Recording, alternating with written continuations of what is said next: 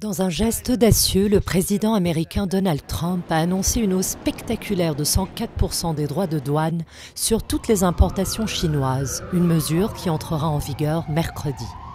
Mais qu'est-ce que cela signifie pour le Liban ? La Chine pourrait-elle augmenter les prix des produits exportés ailleurs pour compenser les coûts supplémentaires ?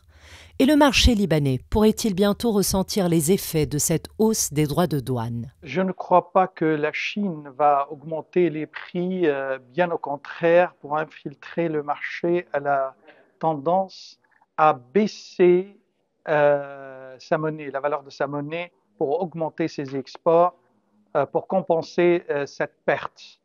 Je ne pense pas.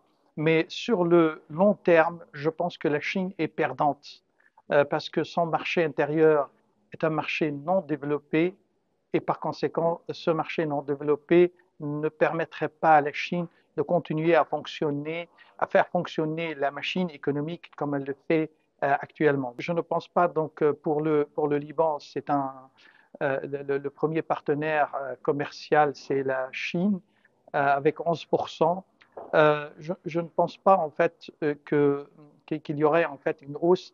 Plutôt, j'aurais tendance à dire qu'on serait plutôt avec une baisse des prix. Et cette baisse des prix, c'est juste pour infiltrer plus le marché. Surtout que le Liban se dirige actuellement vers au sein de la politique américaine. Donc, comme ça sera en fait un combat entre la Chine et les États-Unis sur le sol libanais. Pour les entreprises libanaises, en particulier celles qui importent des produits chinois tels que des appareils électroniques, des vêtements et des articles ménagers, l'annonce de ces hausses tarifaires pourrait être source d'inquiétude. Cependant, après avoir échangé avec plusieurs importateurs de voitures chinoises, il apparaît que la décision d'augmenter les prix n'est pas aussi simple. Elle dépend en grande partie de la marque et de sa stratégie financière. Pour l'instant, les coûts d'importation restent inchangés et les prix des produits chinois n'ont pas augmenté. Toutefois, cela n'est pas une garantie car chaque marque peut adopter une approche différente en fonction de sa position sur le marché.